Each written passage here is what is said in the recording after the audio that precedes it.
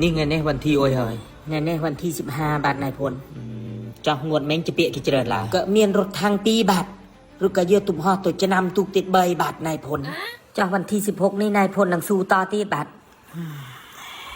เบอร์นังตัวสู้ตีนี่เมียนโอยบองคาเลกีแต่เนื้อบาทโปรตอนเนโนแต่รถตุกบาทนายพลน้องอ้อยอันชบยังจะน่าอันสู้โมตะกรุบงวดเม็ดทาซอนเราแต่รถตุกกับเพลิงทมเราตีปีใบกาเยอะตัวจะนำตัวก็ได้เกิดสู้ติดมางวด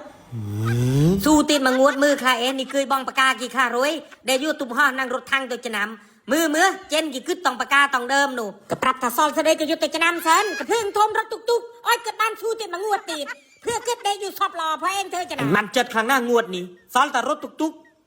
นึ่มเนี่ยอยู่ตัวจะนำเลยมันบ้าเพชรเตบานตุ้นโมแน่นอน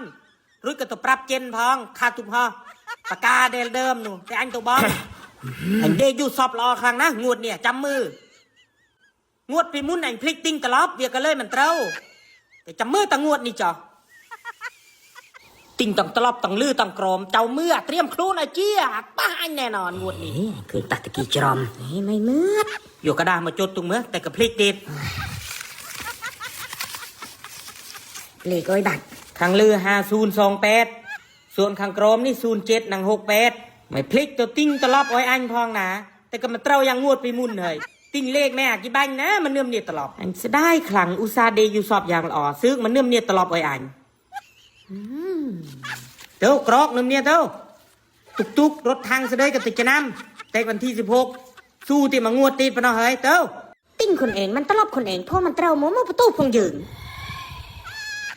ตุบห่อรถทางรถตุกยุติจะนำลิงเล็กแล้วมันเมียนโอยสอนก็เกิดสั่งมาเฮ้ยพอเองนังเฮียนตกคัดคำสั่งเกิดซึกโจลโมล่ะยุติจะนำลิงหลังหมดบ้านโอยสู้ตอนนี้ซอนเลิกตะกระเพลิงปรูอย่าเร่งหรือก็จะเปียมยืดปะเนาะเฮ้ย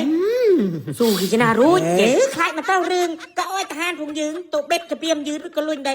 พอตะบ้านสู้หนึ่งกี่สันอ้อยก็สู้ที่มางวดสันเด้งไรอ้อยตะบ้านปวงกระดอเอาไว้เองเต้านี่นางบ้านปวงกระดอเอาไอ้